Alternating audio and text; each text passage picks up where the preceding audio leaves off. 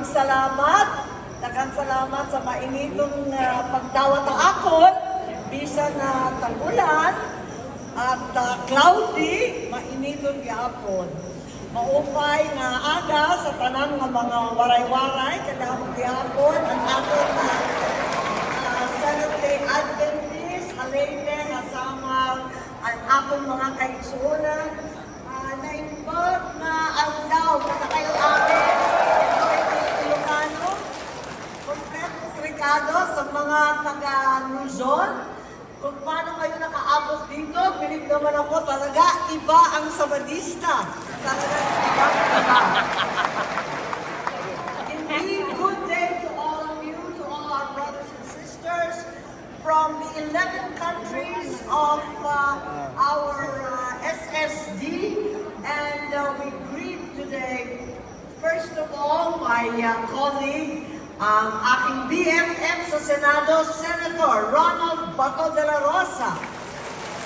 Of course, ang ating bossing sa lahat ng distrito, Pastor Caderma, Pastor Mandolong, our Executive Secretary, Pastor Adap, our Treasurer, our Executive Secretary, Pastor Gingging, our Director, Pastor Gabin, Sabbath School Director, Pastor Asoy, Danita Caderna of our children, and also the administrators from overseas, our visitors whom we welcome warmly and richly this morning from the 11 unions, the Central Philippine Union Conference, North Philippine Union Conference, Southeastern Union Mission, of East Indonesia Union Conference. Palakpakan po natin ang ating mga bisita. West Indonesia Union Mission, Singapore Adventist Conference, Timor-Leste Union Mission, the Malaysia Adventist Union Mission. There you are. Also the Myanmar Union Adventist Mission, Southwestern Philippine Union Conference. Ayan, pinalakpakan ang sarili.